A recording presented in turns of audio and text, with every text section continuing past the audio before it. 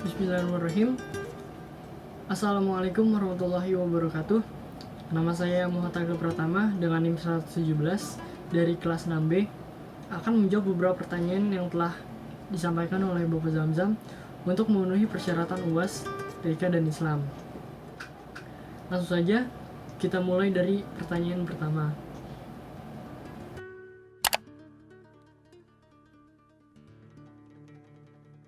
Teknologi. Jika kita berbicara dengan teknologi, ini bukan hal yang asing lagi buat kita.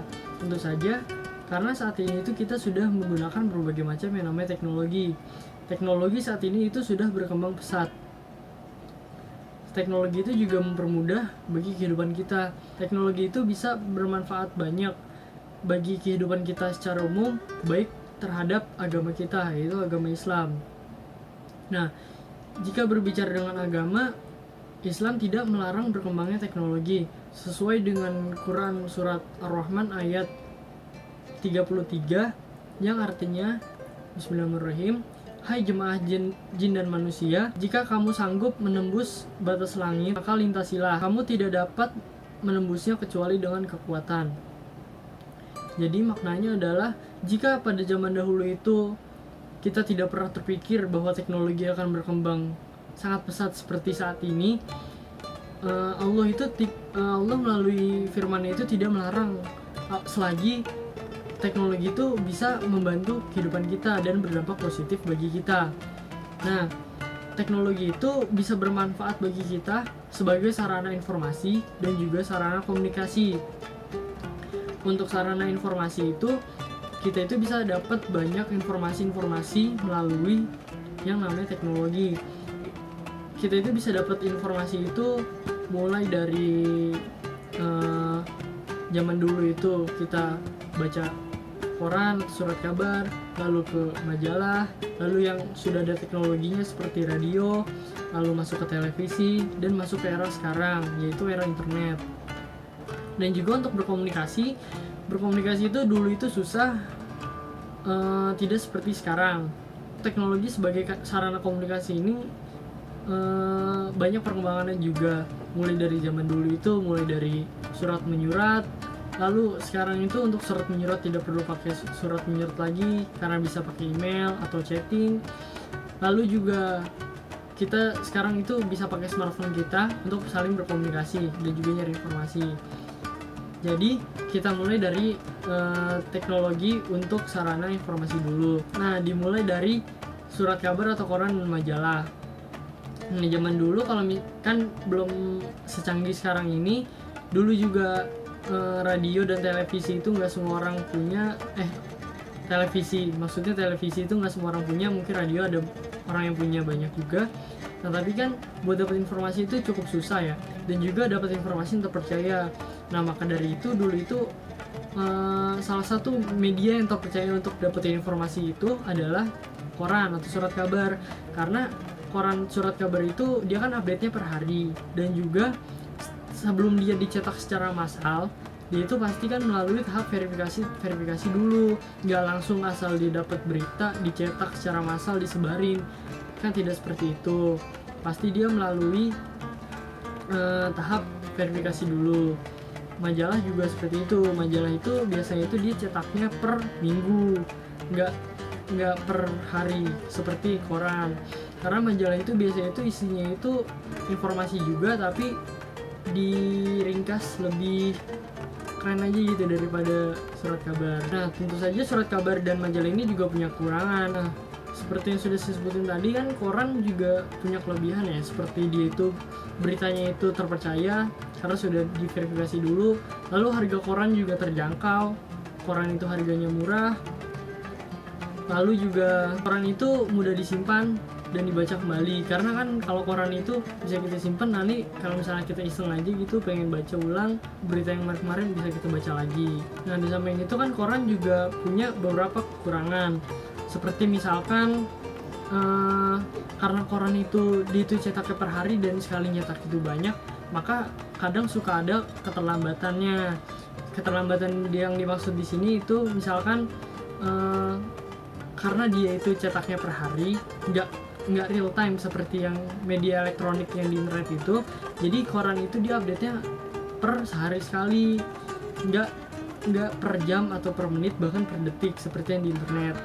Lalu koran berikutnya, koran dan majalah berikutnya adalah dia itu kan hanya menyediakan foto dan tulisan saja. Jadi kita itu hanya bisa baca doang dan lihat doang, nggak kayak di internet. Kalau internet kan misalkan atau di televisi kan kita bisa mendengar juga, bisa kita dengerin secara audio juga.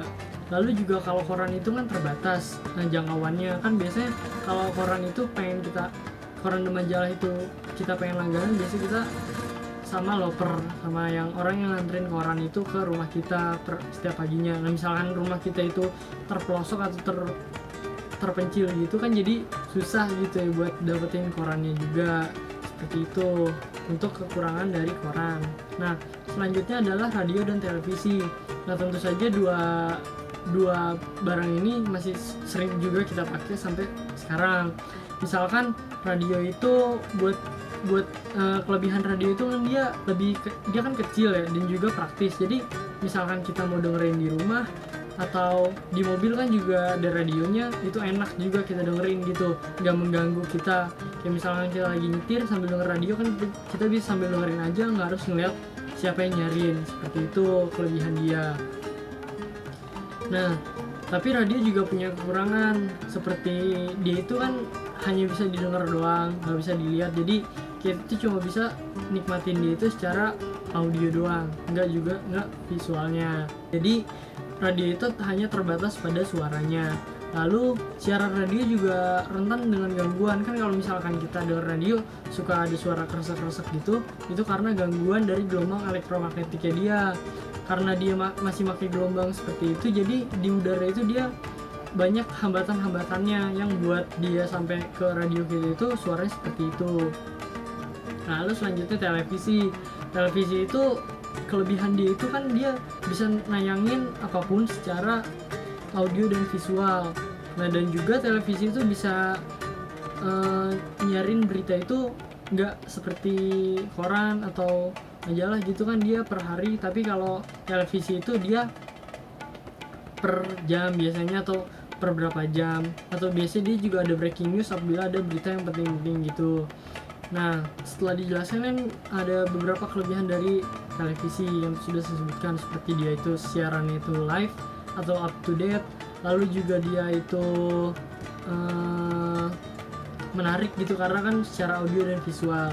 Tapi dia juga punya kekurangan, seperti misalkan karena dia itu siaran itu beraneka ragam, jadi kayak misalkan kita nggak bisa cuma lihat berita doang di situ, tapi juga kadang ada sinetronnya, kadang ada komedinya dan lain-lain. Nah terus juga kita nggak bisa berkomunikasi dengan orang yang ada di TV itu, karena TV kan siaran satu arah, jadi kita nggak bisa ngomong ke TV-nya biar orang itu dengar, seperti itu. Lalu juga kalau di televisi itu kita itu nggak bisa mengulang berita yang sudah disiarin sebelumnya. Nah kan kalau misalkan kita udah lihat berita yang sudah tayang atau apapun informasi yang sudah tayang di televisi, nah kalau misalkan pengen kita rewind lagi kan nggak bisa, karena televisi itu sekali jalan gitu, jadi nggak bisa diulang lagi. Jadi itu adalah kekurangan dan kelebihan dari radio dan televisi. Nah yang terakhir itu ada internet dan juga media elektronik. Nah yang ini internet dan media elektronik ini yang sering kita pakai sekarang, atau yang sudah menjadi kebiasaan kita sekarang. Nah orang-orang itu kebiasaannya itu berubah dari dulu yang misalnya sering baca koran, sekarang itu jadi baca koran tapi di HP-nya. Nah internet ini dan media elektronik ini punya beberapa kelebihan, seperti misalkan dia itu bisa diakses dimanapun selagi kita terkoneksi dengan internet. Misalkan kita lagi di jalan atau di rumah atau di luar kota, selagi kita terhubung dengan internet, kita itu bisa baca beritanya, mencari informasi di internet bisa. Nah internet ini juga dia nyarin berita yang up to date banget, real time banget, jadi dia itu bisa update per detik, tidak seperti koran yang dia per hari cetaknya. Kalau internet ini dia itu semua informasi itu ditayangin secara real time per menit hingga bisa juga per detik. Nah, lalu di internet ini dia itu diberi kemudahan karena kan dia ini bisa gantiin yang sudah saya sebutin tadi, kayak misalkan koran, lalu majalah, terus juga ada radio dan televisi. Ini bisa digantikan semua dengan internet, karena di internet itu semuanya itu ada. Misalkan kita mau baca koran, kita tinggal buka web yang misalkan yang dia itu koran, pencetak koran, tapi dia itu bikin platform di internet, jadi kita bisa baca secara gratis di internet itu. Lalu juga untuk radio dan televisi juga sekarang udah ada di internet. Kita bisa streaming radio dan televisi itu di internet sesuai dengan channel yang nyarin. Misalkan kita mau denger radio apa, tinggal kita cari streaming radio apa di internet, terus langsung ada. Lalu juga televisi, misalkan kita mau lihat live TV apa, itu bisa ada juga di internet. Jadi internet itu dia kelebihan itu praktis dan juga bisa menggantikan yang lain-lain. Nah, tapi dibalik itu juga internet punya kekurangan. Seperti misalkan internet itu nggak semua orang bisa akses, hanya orang-orang yang punya smartphone dan juga punya paket internet aja yang bisa akses. Misalkan kita punya handphone tapi dia nggak terhubung dengan internet, maka kita nggak bisa menggunakan internet itu. Lalu internet ini kan cakupannya cukup luas, jadi bahaya apabila anak-anak yang menggunakan internet ini untuk cari yang tidak-tidak, untuk yang asal-asal gitu. Misalkan dia cari sesuka hati dia tapi itu kontennya tidak bagus, nah itu juga berbahaya, karena internet itu dia itu kan cakupannya seluruh dunia global. Jadi dari negara manapun bisa kita akses lewat internet, dan situs apapun, bahkan informasi apapun bisa kita akses dari internet.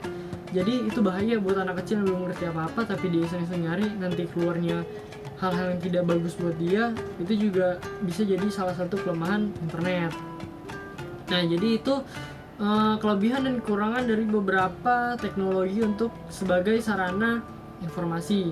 Selanjutnya itu teknologi sebagai sarana komunikasi. Nah, kalau zaman dulu kan kita mau komunikasi dengan orang lain itu susah kan. Kita itu dulu misalkan mau ngirim apapun pesan ke orang yang jauh itu, orang yang jauh atau dekat itu pasti kita pakai pos atau surat menyurat. Nah, kelebihan surat menyurat ini emang murah karena kita itu bisa sesuaiin uang yang kita punya sama berapa lama surat itu akan sampai. Jadi surat menyurat itu emang dulu itu kelebihannya itu dia emang disukai banyak orang karena dia itu relatif murah. Tapi kurangannya itu dia itu lama nyampainya. Misalkan kita di Jakarta mau ngirim surat untuk orang yang ada di Papua atau di Maluku, itu kan pasti membutuhkan waktu yang lama, tidak efektif dan efisien. Jadi itu kekurangan dari surat menyurat. Lalu juga kita dulu mau nelfon itu kan karena nggak semua orang punya handphone, karena handphone itu dulu harganya mahal. Jadi nggak semua orang itu bisa buat nelfon orang atau saudaranya.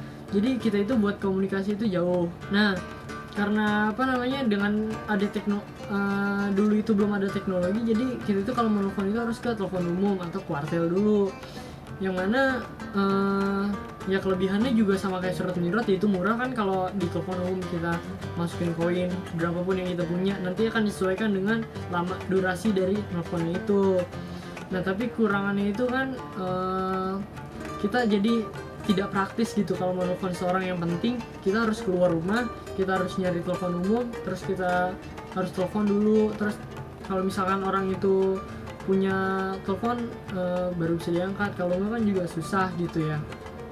Jadi itu kekurangan dari telepon umum. Lalu masuk di era sekarang itu kan komunikasi semakin dimudahkan dengan adanya bantuan teknologi. Dan jadi kita itu misalkan ingin silaturahmi dengan orang yang jauh dimanapun itu mudah, karena kan silaturahmi itu ada di salah satu hadis Rasulullah SAW yang bunyinya seperti ini: barang siapa yang senang diluaskan rezekinya dan dipanjangkan umurnya, maka hendaklah ia menyambung hubungan silaturahmi.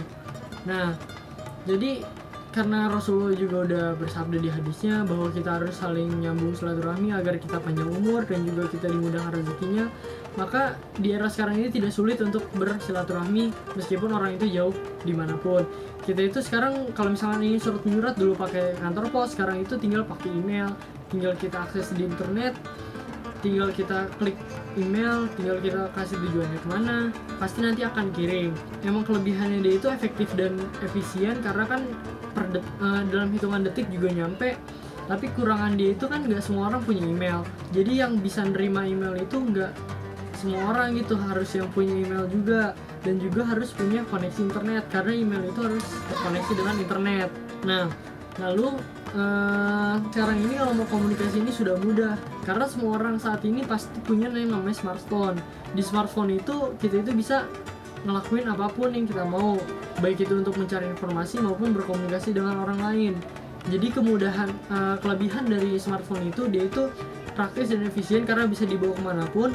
Tapi kekurangannya dia itu bikin orang itu kecanduan gitu bermain handphone. Nah, karena kecanduan itu dia itu jadi kurang bersosialisasi dengan orang karena dia terlalu asik dengan handphonenya. Itu juga salah satu yang tidak baik apabila kita kecanduan dan kurangnya bersosialisasi dengan orang lain. Lalu juga dengan smartphone itu kan kita bisa mengakses apapun. Nah, jadi itu juga berpengaruh untuk masuknya budaya luar itu yang bisa mengkontaminasi budaya kita. Jadi misalkan kita dahulunya budayanya seperti ini, gara-gara smartphone itu bisa berubah budaya kita. Nah, jadi itu adalah kelebihan dan kekurangan dari teknologi untuk sarana komunikasi. Baik dari penerapan teknologi untuk informasi ataupun komunikasi, mereka punya kekurangan dan kelebihannya masing-masing. Nah, kita tinggal milih mau milih teknologi yang mana, karena kan sekarang teknologi sudah canggih, jadi kita pengen pilih apapun bebas. Misalkan kita tetap mau baca koran ya silakan, atau kita sekarang mau pakai handphone kita untuk cari berita ya silakan juga. Nah, mungkin itu untuk soal nomor 1 yang berhubungan dengan teknologi untuk komunikasi dan informasi. Kita lanjut ke soal yang kedua.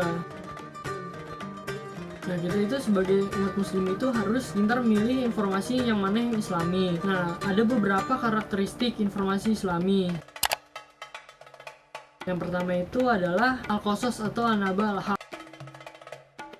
yaitu informasi yang disampaikan itu harus menggambarkan kisah, berita, dan informasi yang benar, terutama yang berhubungan dengan isi informasi yang disampaikan. Hal ini sejalan dengan pola Al-Quran dalam menceritakan kisah yang terjadi kepada para rasulnya, dan berita tentang sekelompok atau individu manusia yang terjadi pada kehidupan masa lalu. Nah, secara spesifik itu Al-Quran sudah menggambarkan bahwa informasi yang benar atau yang hak itu memiliki karakteristik sebagai berikut. Yang pertama itu, informasi yang disampaikan itu harus meneguhkan hati penerima informasinya, lalu juga mengandung kebenaran, pengajaran, dan peringatan, serta menyadarkan orang lain dari kelalaian. Jadi maksudnya itu adalah kalau kita nyampein informasi itu harus yang bikin penerima informasi itu, jadi kita itu harus meneguhkan hati penerima informasinya. Nggak boleh kita itu ngasih informasi tapi bikin si penerimanya itu jadi gimana gitu kan. Jadi kita harus nyampe informasi itu yang bisa meneguhkan hatinya, sesuai dengan firman Allah itu Quran surat Hud ayat 120, yang artinya, dan semua kisah dari rasul-rasul kami ceritakan kepadamu ialah kisah-kisah yang dengannya kami teguhkan hatimu. Jadi itu adalah firman Allah dalam Quran surat Hud ayat 120, yang maksudnya adalah kita itu kalau mau nyampein informasi itu harus meneguhkan hati penerimanya. Itu karakteristik yang pertama. Lalu yang kedua adalah informasi yang disampaikan itu tidak menyembunyikan kebenaran yang harus diketahui masyarakat, dan tidak mencampur adukan berita yang benar atau yang hak dengan berita yang salah atau yang batil. Jadi kita itu kalau menyampaikan informasi itu harus transparan gitu. Jadi kita itu nggak boleh nyembunyiin informasi yang seharusnya diketahui oleh publik tapi kita tutup-tutupi. Itu tidak boleh. Dan juga kita nggak boleh campur-campur aduk mana berita yang benar dan berita yang salah. Jadi nggak boleh kita, misalkan ada berita, kita sampaikan berita tersebut padahal salah, kita bilang benar, dan berita tersebut benar tapi kita bilang salah. Itu nggak boleh. Jadi kita itu nggak boleh mencampur adukan berita yang benar dan yang salah, sesuai dengan firman Allah dalam Quran surat Al-Baqarah ayat 42, yang artinya, dan janganlah kamu campur adukan yang hak dengan yang batil, dan janganlah kamu sembunyikan hak itu atau kebenarannya sedang kamu mengetahui. Jadi nggak boleh kita tahu informasi tapi kita tutupi. Jadi kita harus itu transparan kalau menyampaikan berita. Itu adalah karakteristik yang kedua. Yang ketiga adalah informasi yang disampaikan itu informasi yang menyatakan bahwa suatu kebenaran adalah yang batil dan suatu yang kebatilan itu memanglah batil. Jadi kita itu kalau nyampe informasi itu ya kalau emang bener kita sampein yang bener, kalau emang salah kita sampein yang salah. Jangan sampai kita buat nutup-nutupin, misalkan biar orang itu seneng Tapi berita yang salah itu kita bilang benar, dan berita yang benar itu kita bilang salah. Nggak boleh kita menyampaikan yang tidak benar. Jadi kita itu harus nyampaikan kalau misalnya memang benar ya kita sampaikan benar, kalau emang salah kita bilangin salah. Seperti itu. Allah juga berfirman dalam Quran surat Al-Anfal ayat 8 yang artinya agar Allah memperkuat yang hak atau yang benar dan menghilangkan yang batil, walaupun orang-orang yang berdosa atau orang-orang musyrik itu tidak menyukainya. Jadi kita itu meskipun orang nggak suka dengarnya, tapi kita terus menyampaikan berita yang emang benar terjadi atau yang emang salah. Lalu selanjutnya itu informasi yang kita sampaikan itu tidak memihak. Jadi informasi itu harus adil. Jadi misalkan ada berita nih, dua-duanya ada yang benar, yang satu lagi merasa benar juga, dua-duanya merasa benar. Jadi kita itu nggak boleh memihak kepada yang manapun. Jadi kita itu harus adil kalau mau nyampein berita. Nggak boleh kita memihak salah satu yang ini atau salah satu yang ini. Jadi kita tuh kalau nyampein berita itu harus adil. Jadi nggak condong ke pihak manapun. Firman Allah itu dalam Quran surah Al-Hujurat ayat 9 yang artinya itu Bismillahirrahmanirrahim, dan apabila dua golongan orang-orang mukmin berperang, maka damaikanlah antar keduanya. Jika salah satu dari golongan tersebut berbuat zalim kepada yang lain, maka perangilah golongan yang zalim itu hingga golongan itu kembali kepada Allah. Jika golongan itu telah kembali kepada perintah Allah, maka damaikanlah keduanya dengan adil dan berlakulah adil. Sungguh Allah mencintai orang-orang yang berlaku adil. Jadi itu adalah firman Allah dalam Quran surat Al-Hujurat ayat 9 yang menyuruh kita berlaku adil dalam menyampaikan informasi, tidak condong ke pihak manapun. Nah, selanjutnya itu ada karakteristik informasi itu. Jadi informasi tersebut itu harus bisa menyelesaikan perdebatan atau pertentangan di antara dua orang yang saling beradu pendapatnya masing-masing gitu. Dan juga kita itu harus bisa mendamaikan keduanya. Jadi misalkan ada dua orang yang teguh dengan pendirian masing-masing, misalkan yang A dengan informasinya kekeh, yang B juga kekeh dengan informasinya, kita itu harus menjadi pihak penengah di antara keduanya.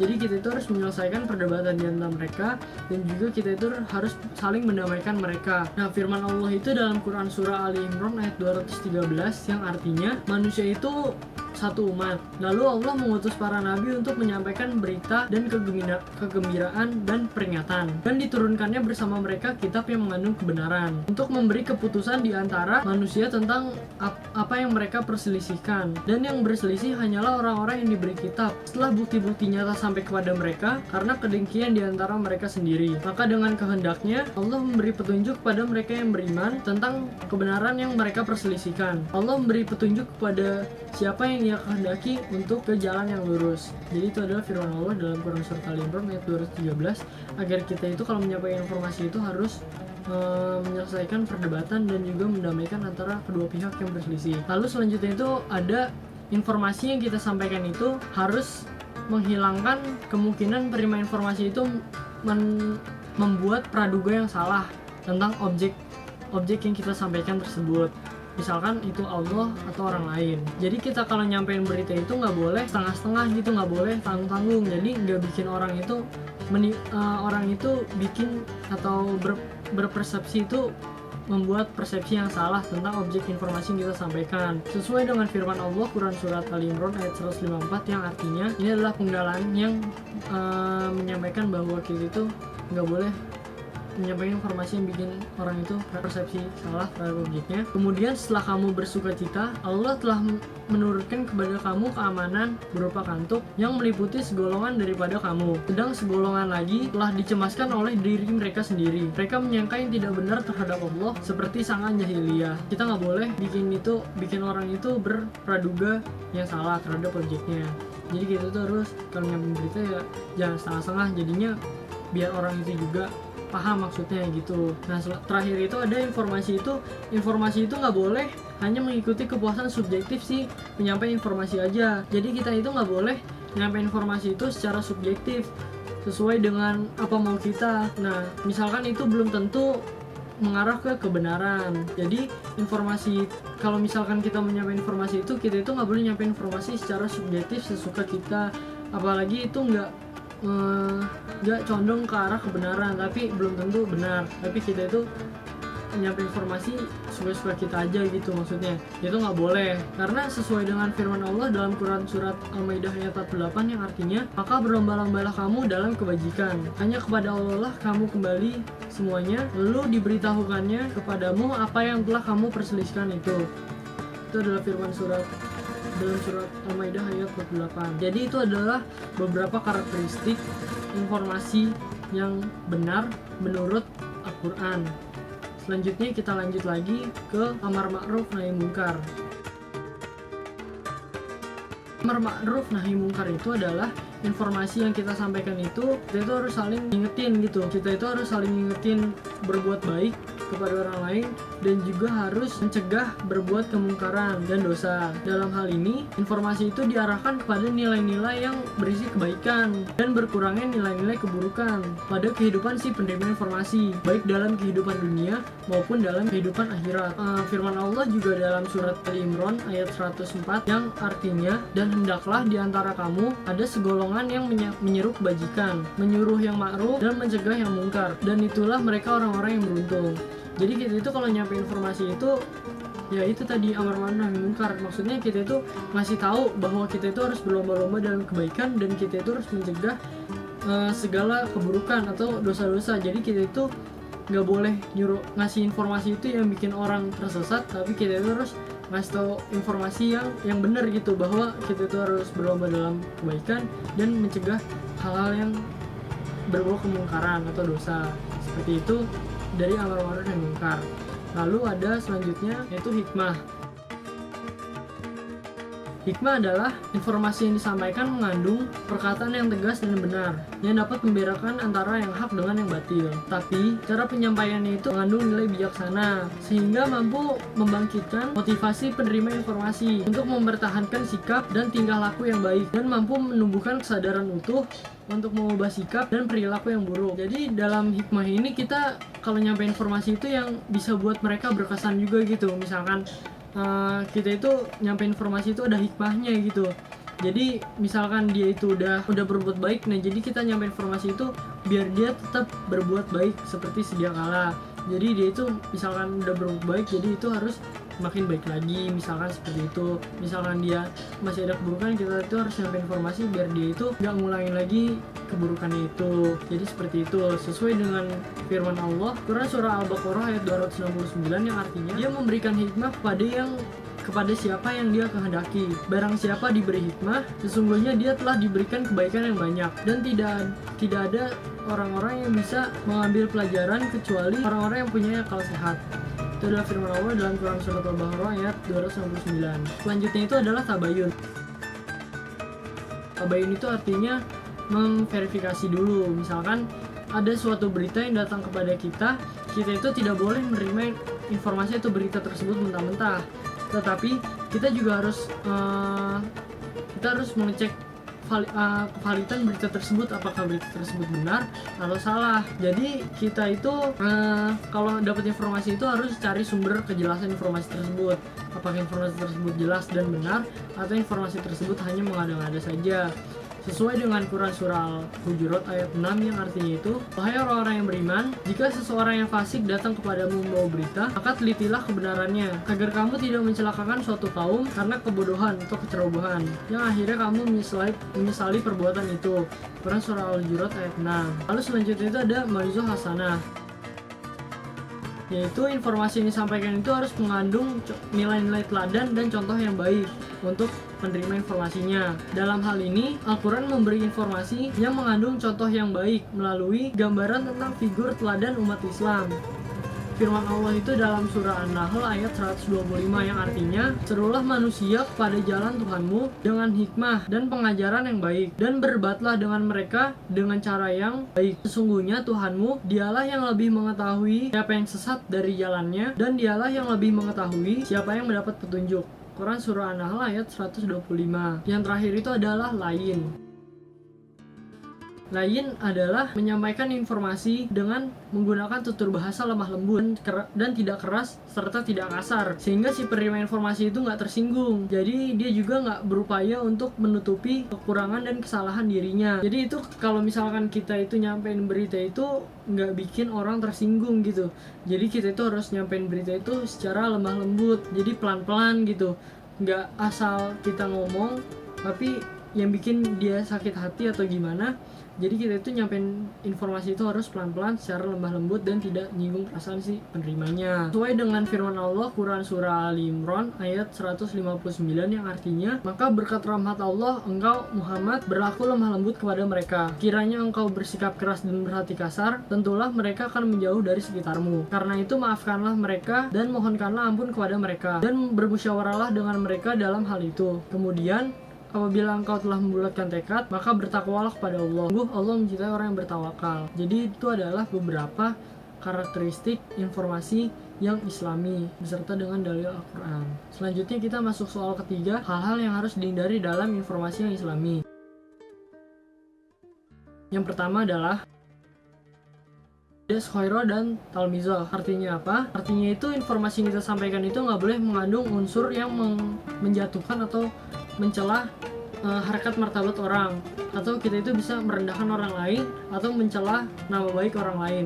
Jadi kita itu kalau ngasih informasi itu nggak boleh kayak gitu, nggak boleh yang bisa bikin si penerimanya itu atau orang lain itu jadi mencemarkan nama baiknya, atau kita juga nggak boleh merendahkan harga dirinya.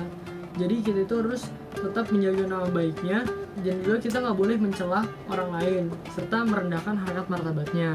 Seperti itu, sesuai dengan firman Allah Quran Surah Al-Hujurat ayat 10 yang artinya, sesungguhnya orang-orang mukmin itu bersaudara. Karena itu damaikanlah di antara kedua saudaramu yang berselisih, dan bertakwalah kepada Allah agar mendapat rahmat. Jadi seperti itu adalah pengertian dari khairah dan talmizah. Unsur yang nggak boleh kita lakuin kalau misalkan kita lagi nyampein berita, yaitu nggak boleh su'al-zon.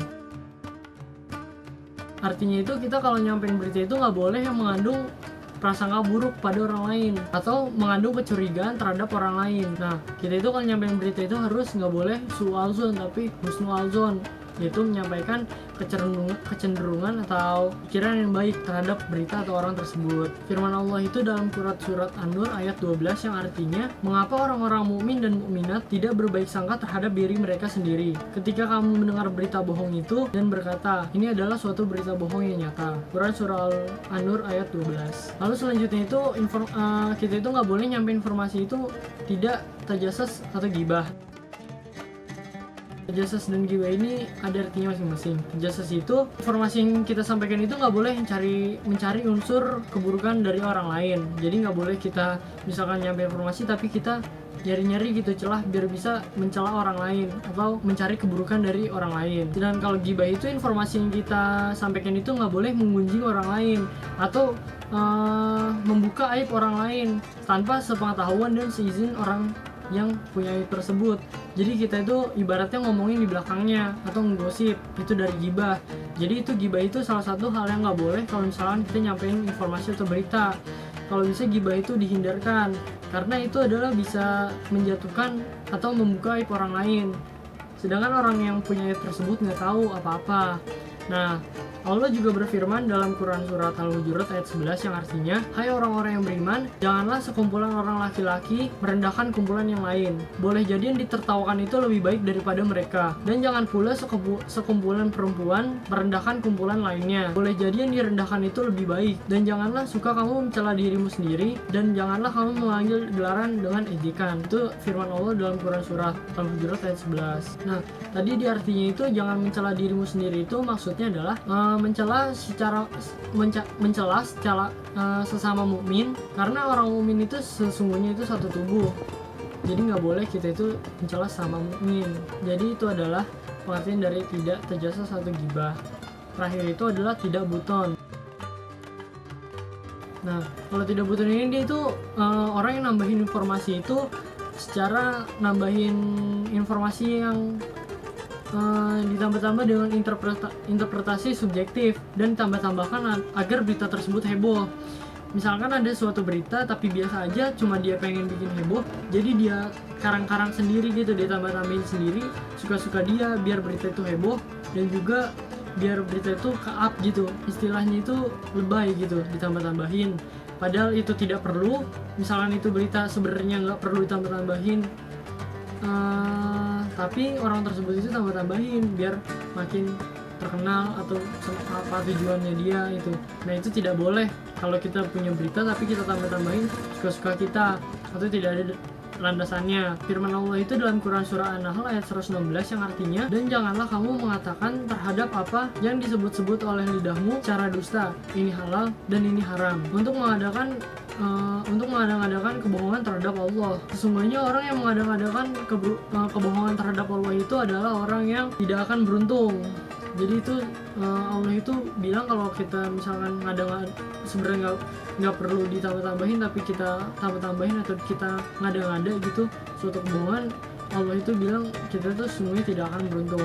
Jadi itu adalah hal-hal yang harus dihindari apabila kita sebagai seorang muslim itu menyampaikan informasi atau berita yang islami. Dan terakhir soal nomor 4,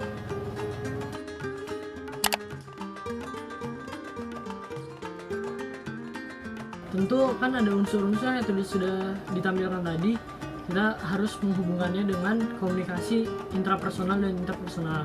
Sebelum kita menghubungkan dengan komunikasi intrapersonal dan interpersonal, kita bahas dulu apa itu komunikasi intrapersonal dan komunikasi interpersonal. Komunikasi intrapersonal itu adalah komunikasi yang tidak berhubungan dengan orang lain, tapi komunikasi dengan diri kita sendiri.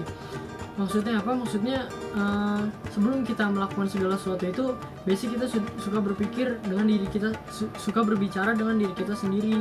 Itu yang dinamakan dengan komunikasi intrapersonal, yaitu berkomunikasi dengan diri kita sendiri melalui pikiran dan segala sesuatunya. Nah, komunikasi intrapersonal itu berbeda dengan komunikasi interpersonal. Kalau komunikasi interpersonal ya seperti biasa kita berkomunikasi dengan orang lain, yaitu ya sudah jelas namanya interpersonal, berarti antar orang. Jadi kita dengan teman kita, atau kita dengan orang tua, atau kita dengan guru kita, itu adalah komunikasi interpersonal yang berguna untuk misalkan menambah silaturahmi, atau kita mau menambah ilmu atau apapun, itu yang dinamakan komunikasi interpersonal.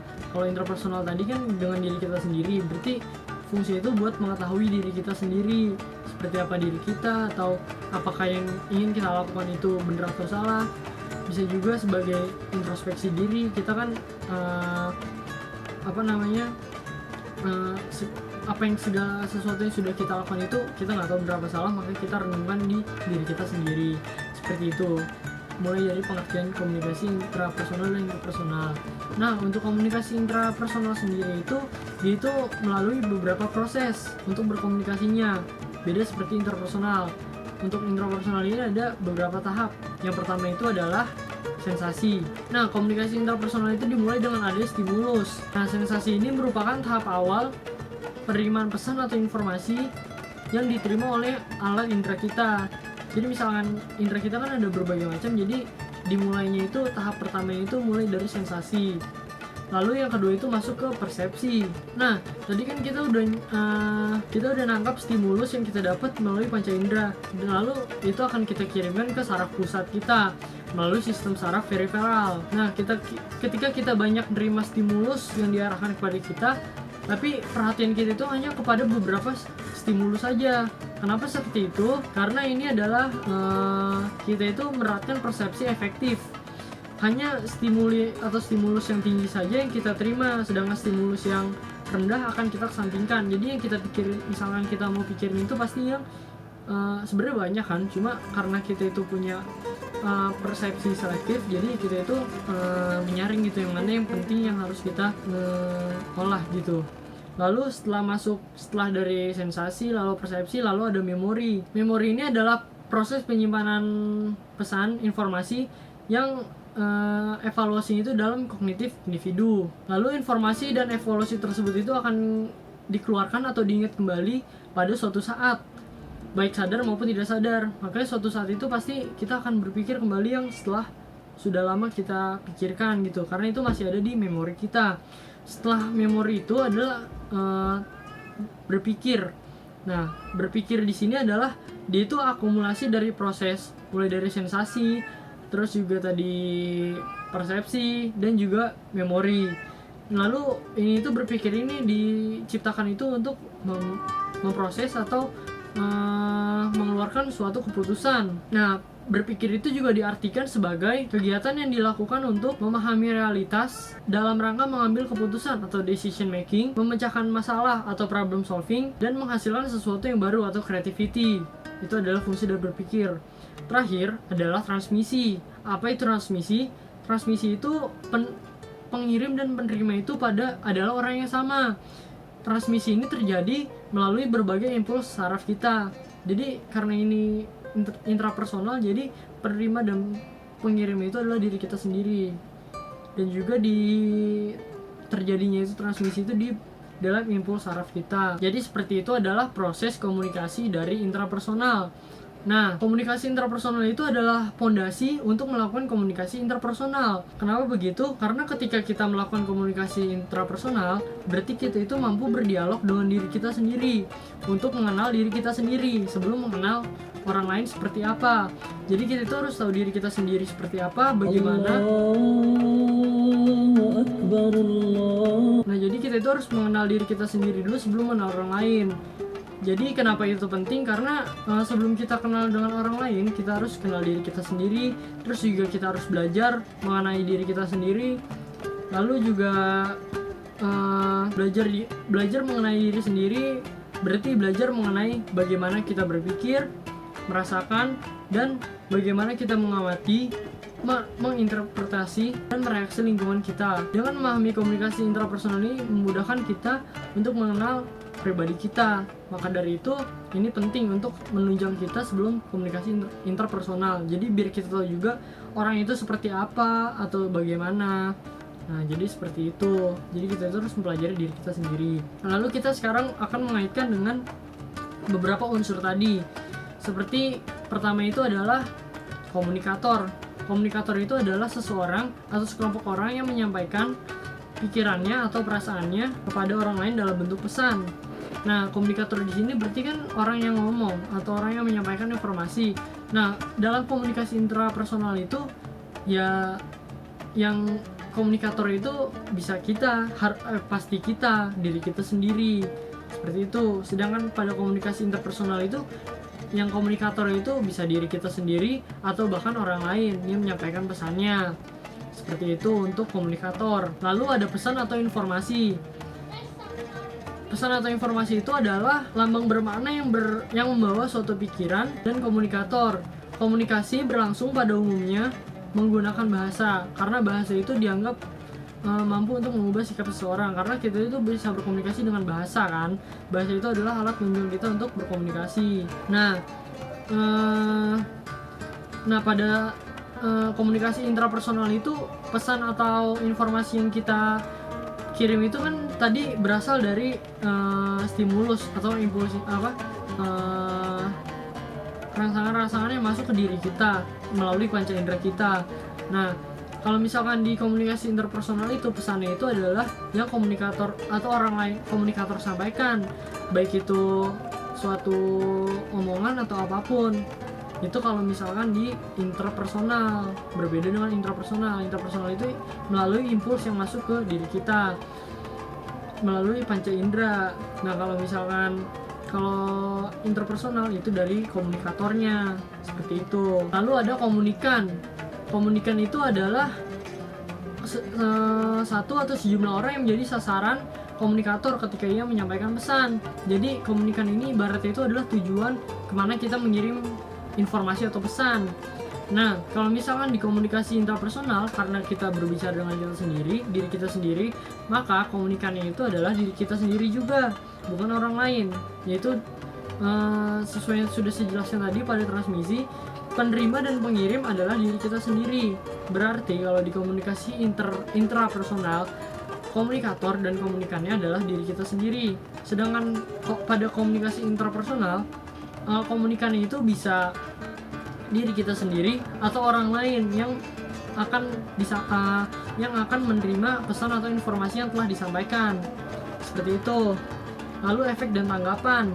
efek dan tanggapannya itu adalah suatu respon atau reaksi dari komunikan ketika ia menerima pesan dan suatu kegiatan komunikasi. Nah, efek dan tanggapannya ini kalau misalkan di komunikasi intrapersonal ini adalah yang tadi hasil berpikir kita, bagaimana kita menerima informasi, bagaimana kita berpikir kritis atau critical thinking, bagaimana kita menyelesaikan masalah atau problem solving, dan bagaimana kita membuat suatu kreativitas atau menerapkan suatu creativity. Nah, kalau di komunikasi